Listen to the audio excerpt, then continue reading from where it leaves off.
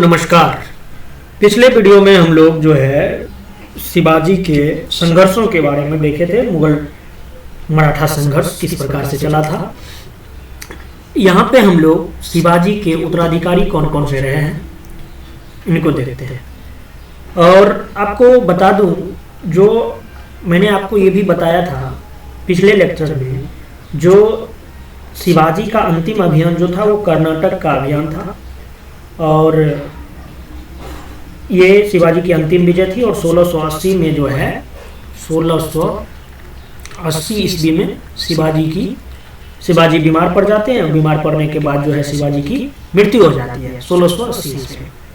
और मृत्यु होने पर शिवाजी की पत्नी एक उनका नाम था पुतली बाई, वो भी उनके साथ सती हुई थी। ये बात आपको मैंने बताया था। तो अब उत्तराधिकारी जो है 1680 के बाद शिवाजी की मृत्यु के बाद जो है उत्तराधिकारी की बात आ जाती है। तो उत्तराधिकारी के रूप में शिवाजी के बाद उनका पुत्र संभाजी गद्दी पर बैठता है।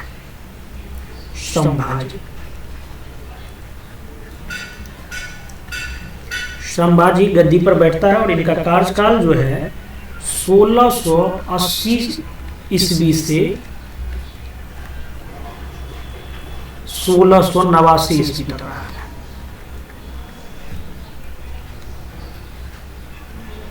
ठीक है। अब संभाजी जो है, ये संभाजी ने उत्तर भारत के एक ब्राह्मण जिनका नाम था, उत्तर भारत के एक ब्राह्मण थे। वैसे आपको देखे ही गंगावट भी उत्तर भारत के ही थे।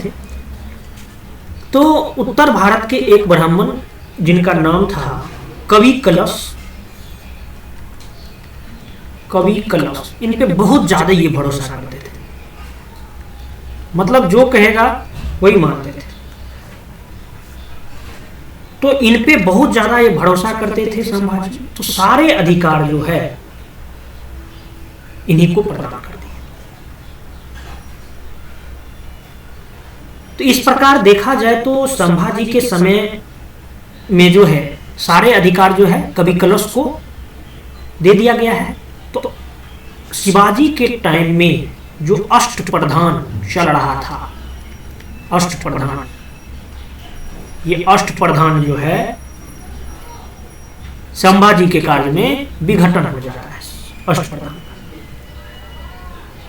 औरंगजेब ने दक्षिण के प्रति अपनी नीति को परिवर्तित करते हुए जो है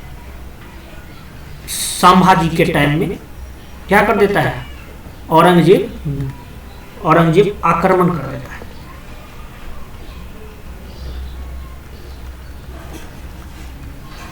औरंगजेब आक्रमण कर देता है। अब जब ये आक्रमण कर देते हैं तो इसी समय औरंगजेब के भगोरे पुत्र अकबर को संभाजी ने शरण दे दिया है। देखिए, समझिए कहानी। इसी पीरियड में संभाजी जो है अकबर को, जो कि औरंगजेब का बेटा था अकबर, इसको जो है संभाजी शरण दे देता है। तो औरंगजेब ने संभाजी को पकड़कर फांसी दे दी इसी वजह से। और औरंगजेब जो है संभाजी के कुल खानदान में, परिवार में जो लोग थे उसे बंदी बना लिए। और बंदी जो बना लिए परिवार में, तो इसके परिवार में शामिल था कौन, साहू जी महाराज साहू। तो इन्हें भी जो है क्या कर लेते हैं, बंदी बना लिया जाता है। क्लियर बात।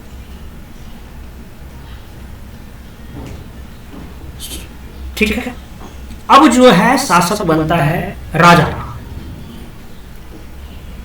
राजाराम शासक बनता है। चलिए नेक्स्ट स्लाइड में देखते हैं। राजाराम शासक बनता है। राजाराम शासक बनता है। इसका कार्यकाल जो है 1689 से 1700 ईस्वी तक रहता है।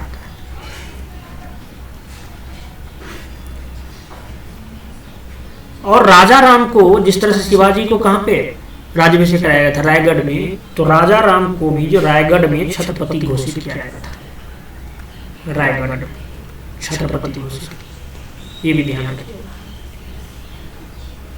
1691 ईस्वी में जो है मुगलों ने जुल्फिकार खां के नेतृत्व में जिंजी पर घेरा डाला था। 1691 ईस्वी में, इसी के टाइम पीरियड में मुगल जो है जुल्फिकार खां के नेतृत्व में, सवाल ये पूछा गया है इसलिए नाम याद रखें, जुल्फिकार,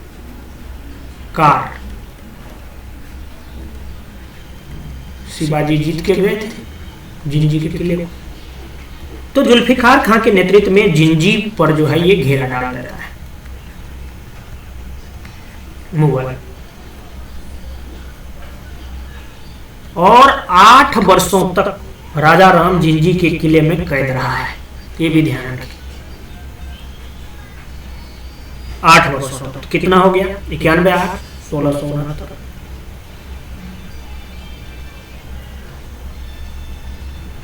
तो 91 8 99, 1698 ईस्वी में, 1698 ईस्वी में राजा राम ने जिंजी से प्लान करके सतारा में अपनी राजधानी बनाया है। 1689 ईस्वी में जिंजी से राजा राम प्लान कर जाता है और सतारा को अपनी राजधानी बनाता है। ठीक है, देखते हैं। 1700 ईस्वी में, 1700 ईस्वी में अपने मृत्यु से पूर्व जो है राजा राम ने एक नए पद नियुक्त किया था, जिनका नाम था, नए पद नियुक्त किया था प्रतिनिधि, प्रतिनिधि।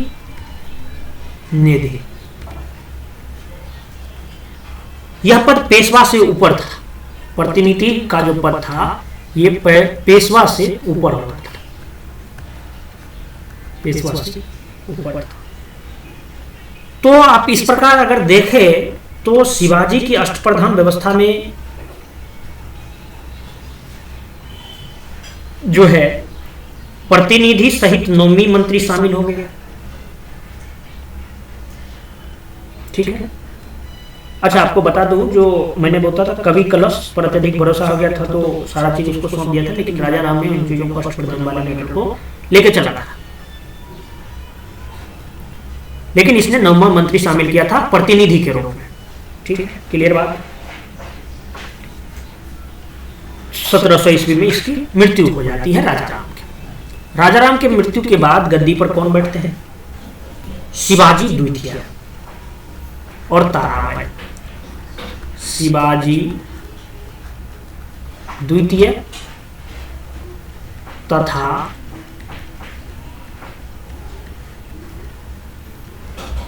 ताराबाई 7 साल शासन करते हैं, 1700 ईस्वी से 1760 ईस्वी तक। ठीक है, ताराबाई जो है, ताराबाई ये कौन है? ये राजा राम की विधवा है, राजा राम की विधवा।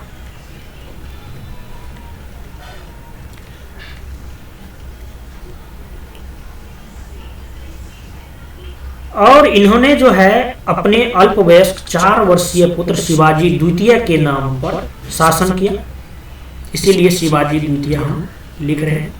4 पुत्र थे, 4 वर्ष के थे ये शिवाजी द्वितीय, तो इसलिए इनको गद्दी पर बैठा दिया और शासन ये ताराबाई खुद चलाते थे। और इन्होंने, ताराबाई ने मुगलों से जो है अपना संघर्ष जो है, मुगलों से संघर्ष जारी रखा, मुगलों से संघर्ष को जारी रखा और चला है औरंगजेब के खातिर। 1707 साहू जी महाराज, साहू आ जाता है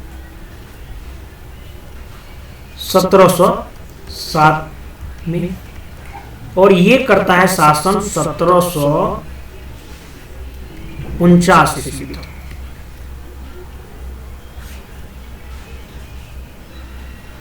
अब ऐसा क्यों होता है? ऐसा इसलिए होता है, साहू जी कैसे आ जाता है, क्योंकि आपको मालूम होनी चाहिए जो 1707 ईस्वी में जो है औरंगजेब की मृत्यु हो जाती है। औरंगजेब की मृत्यु हो जाती है, और औरंगजेब के मृत्यु के बाद, औरंगजेब की मृत्यु हो जाने पर औरंगजेब के दूसरे पुत्र जिसका नाम था मोहम्मद आजम, मोहम्मद आजम ये औरंगजेब का पुत्र था।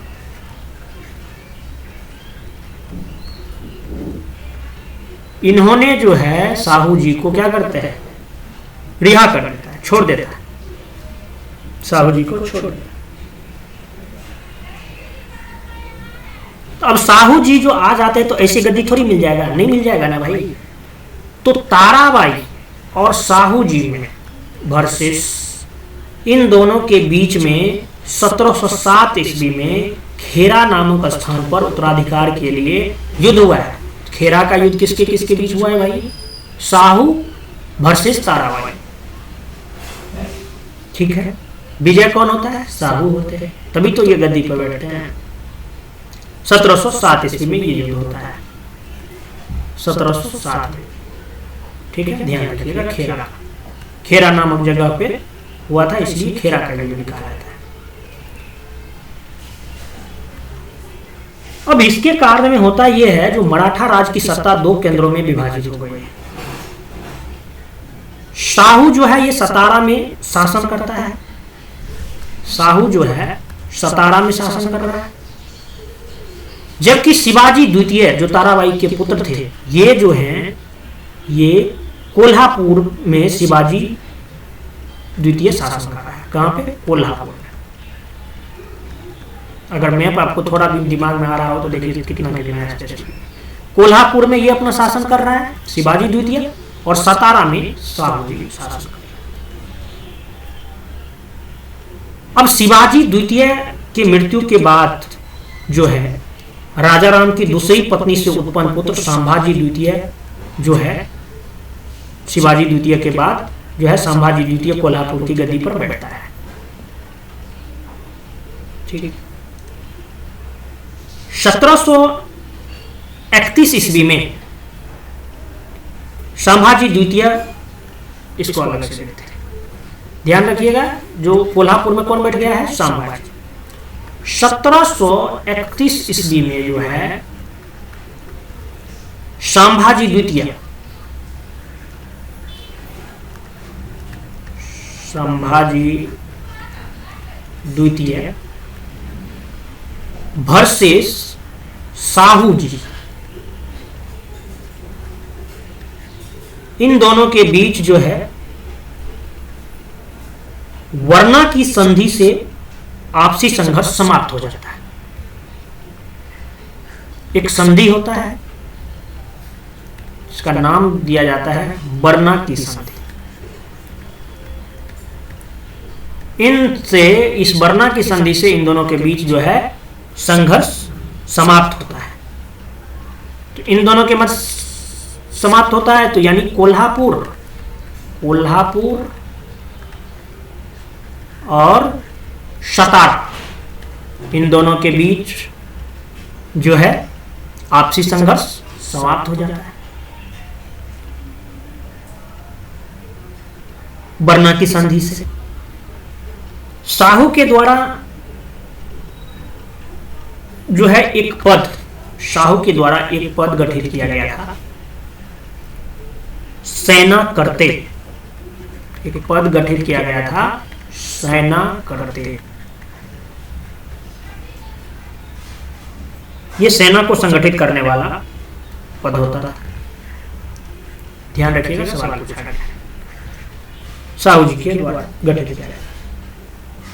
और सेना करते पद पर नियुक्त होने वाला पहला व्यक्ति कौन था?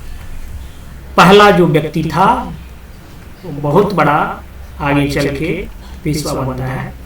पहला व्यक्ति जो था उनका नाम था बालाजी विश्वनाथ। बालाजी विश्वनाथ सेना करते के पद पर पहला व्यक्ति। ठीक है,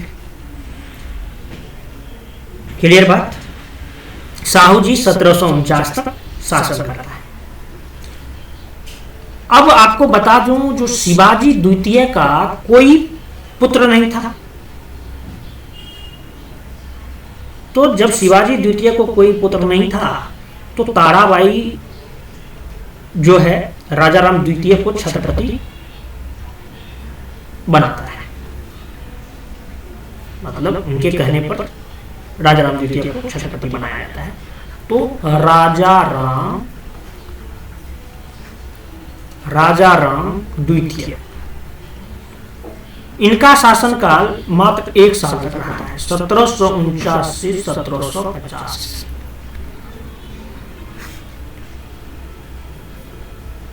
यह अंतिम महत्वपूर्ण छत्रपति था, ये याद रखिए। अंतिम महत्वपूर्ण छत्रपति, क्योंकि इसके बाद पेशवा भारी पड़ गया। अंतिम महत्वपूर्ण छत्रपति, क्योंकि आप देख चुके हैं, मैंने पिछले स्लाइड में आपको बताया, जो बालाजी विश्वनाथ आप पहुंच चुके हैं, एक पद उनको मिल गया है सेना करते का। सेना करते का पद जो है सेना का संगठन करने वाला है, तो सोच सकते हैं इनके पास कितना बड़ा। इसी के समय में राजाराम द्वितीय के काल में ही जो है पेशवा बालाजी बाजीराव ने एक संधि कर लेना है। राजाराम द्वितीय के काल में ही जो है 1750 ईस्वी में बालाजी बाजीराव, पेशवा बालाजी बाजीराव,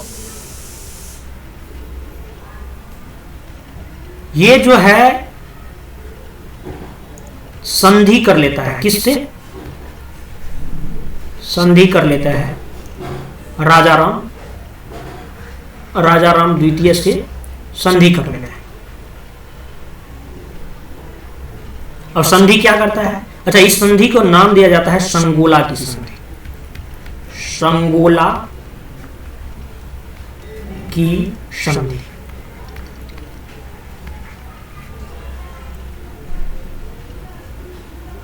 और अब इस संधि में हुआ क्या भाई? इस संधि में कहा गया जो जितना भी अधिकार है छत्रपति के पास, जो भी अधिकार है, ये सारे के सारे अधिकार जो है छत्रपति वाला अधिकार, ये पेशवा को स्थानांतरित किया हुआ है। तो मतलब छत्रपति का जो भी अधिकार था वो क्या हो गया? पेशवा को स्थानांतरित हो गया। और इसी संधि यानी संगोला की संधि के बाद जो है मराठा संगठन का वास्तविक नेता पेशवा बन जाता है। मराठा